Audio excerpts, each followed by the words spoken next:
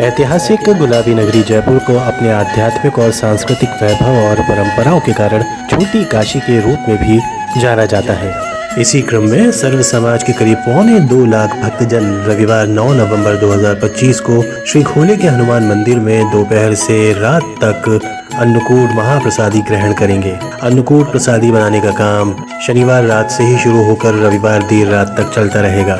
अन्नकूट महाप्रसादी में 56 व्यंजनों का सबसे पहले लक्ष्मण डूंगरी के शिखर पर विराजे श्री राम, हनुमान जी, अन्नपूर्णा, गायत्री और माता वैष्णो और 12 ज्योतिर्लिंग सहित खोले के सभी देवालयों में भोग लगाया जाएगा।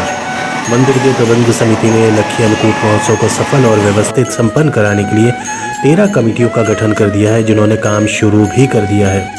साल 2017 में सीमित समय में 1.25 लाख भक्तजनों द्वारा अनुशासित प्रसादी ग्रहण करने का एक कीर्तिमान गोल्डन बुक्स ऑफ रिकॉर्ड में पहले ही दर्ज किया जा चुका है।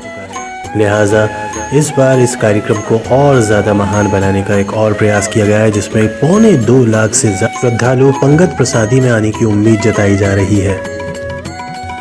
ब्रह्मलीन बाबा राधेलाल के मंदिर में होने वाले 65वें अन्नकूट समारोह में न जात पात, छोटे बड़े, अधिकारी कर्मचारी, राजनेता सभी एक ही पंक्ति में बैठकर प्रसादी ग्रहण करने वाले हैं।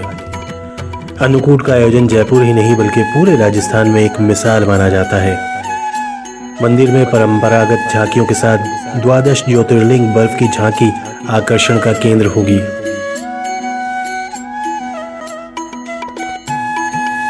श्री नरवर आश्रम सेवा समिति के अध्यक्ष गिरधारी लाल शर्मा ने शुक्रवार को संवाददाता सम्मेलन में बताया कि खोले के हनुमान जी में होने वाले 65वें अन्नकूट समारोह में 2.25 लाख से ज्यादा श्रद्धालु पंगत प्रसादी में आने की उम्मीद है। यहाँ पर सभी लोग एक साथ इस आयोजन के अंदर शामिल होंगे और पिछले रिकॉर्ड के साथ साथ इस बार और वृहद तरीके से और ज्यादा सुशोभित और संयमित तरीके से इस कार्यक्रम को अंजाम दिया जाएगा। और साथ ही साथ इस कार्यक्रम के दौरान दोपहर 12 बजे से शुरू होकर रात 11 बजे तक चलने वाले इस महाप्रसादी वितरण कार्यक्रम के दौरान करीब 4000 कार्यकर्ता और श्रद्धालु विभिन्न प्रकार की सेवाएं देकर इस समारोह को सुचारू बनाए रखने के लिए पूरी तरह से संकल्पित है। श्री राम जय राम जय जय राम।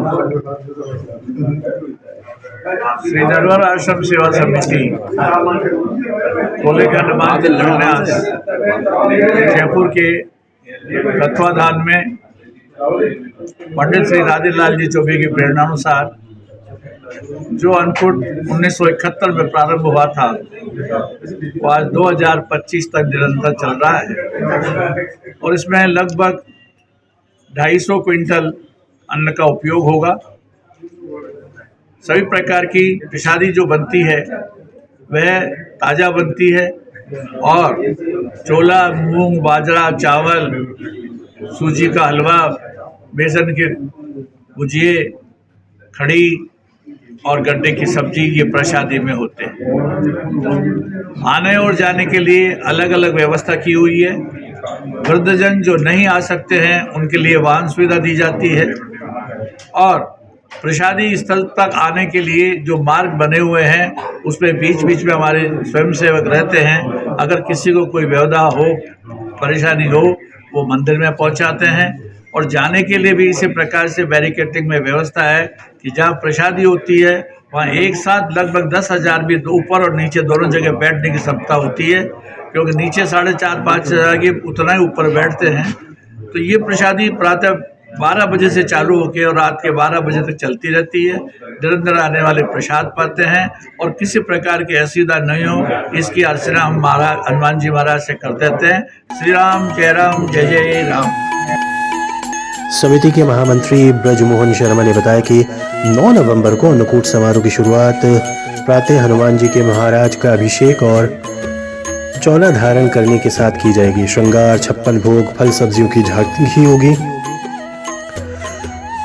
प्रातः 9 बजे से 10 बजे तक वेद विद्यालय के छात्र वेद उच्चारण करेंगे, जबकि 10 बजे से दोपहर 1 बजे तक शिव सत्संग मंडल द्वारा हरिनाम संकीर्तन, सुबह 11 बजे से दोपहर 1 बजे तक सुंदर बैंड द्वारा बैंड वादन, जबकि 11:30 बजे जयपुर के संत महंतों द्वारा हनुमान जी के अन्नकूट भोग की महाआरती और श्री नरवर आश्रम सेवा समिति द्वारा संत महंतों का सम्मान किया जाएगा। मंदिर श्री खोलेगा हनुमान जी में एक बृहद 65वां लक्ष्य अन्नकूट प्रारंभ हो रहा है। और ये अन्नकूट जयपुर नहीं, प्रदेश नहीं, हमने जहाँ सर्वे करवाया था इसका 2017 के अंदर गोल्डन बुक ऑफ रिकॉर्ड के अंदर ये पूरा रिकॉर्ड किया गया था कि 1,17,000 लोगों को हमने 8 घंटे के अंदर प्रसादी कराई गई थी। तो ये कहना हमारे लिए बहुत गर्व की बात है कि देश भर का सबसे बड़ा अन्नकूट महोत्सव ये है, जिसमें बैठा करके 8 व्यंजनों की भोजन कराया जाता है हर भक्त को। और इस वर्ष हम लोग 1.5 लाख से लेकर के 2.25 लाख लोगों की हम तैयारी में लगे हुए हैं। नरवर आश्रम सेवा समिति पंडित श्री राधेलाल जी चौबे जी की प्रेरणा से ये 65वां अन्नकूट जो राधेलाल जी चौबे जी महाराज ने 5 किलो अन्न से प्रारंभ किया गया था, वो आज ही अन्नकूट टनों के अंदर पहुंच गया है। उसकी तैयारी में हम लगे हुए हैं।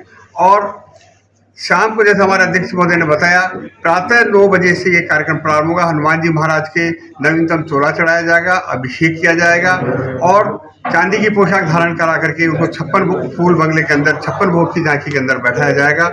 और उसके पश्चात जयपुर के जितने भी संत मंत हैं वो सब 12 बजे महाआरती में सम्मिलित होंगे।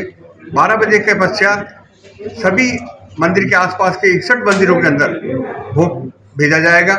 वो जो भोग यहाँ हनुमान जी के लगेगा वही सारी तैयारी बाकी 61 मंदिरों में भेज जाएगी।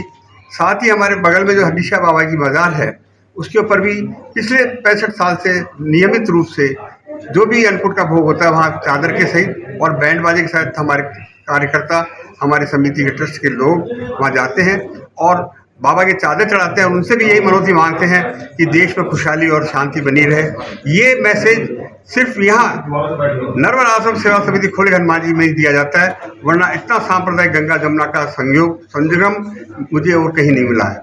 यहाँ तक कि वो लोग भी फिर हमारे यहाँ आते हैं हनुमान जी महाराज के, वो टीकी भभूत लेते हैं, प्रसाद लेते हैं, हनुमान जी महाराज के लिए गजरा माला सब कुछ लेके आते हैं। और वो भी इतनी मान्यता रखते हैं जितने हमारे हिंदू भाई सनातनी भाव रखते हैं, वही लोग इतनी भावना रखते हैं। क्योंकि राधेलाल जी चौबे जी महाराज ने हमें यही दिखाया था कि सद्भावना सबसे बड़ी बात है।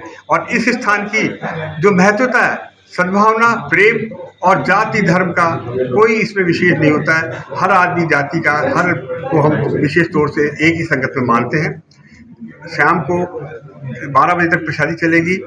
हमारे इमरजेंसी के लिए fire brigade, Sawai Mansingh hospital, Mahatma Gandhi hospital की जो डॉक्टर्स की टीम यहाँ रहेगी, एम्बुलेंस यहाँ रहेगी। पर सब अपने अपने नियमित करेंगे। हमारे जो औषधालय चलता है उससे निःशुल्क दवाएं जांचें की जाएंगी। कोई अगर मान लो किसी की तबीयत खराब है या नहीं भी है और वो यहाँ दर्शन करने आया तो वो भी अपना यहाँ पे अपने स्वास्थ्य लाभ भी ले सकता है प्रसादी के साथ। धन्यवाद।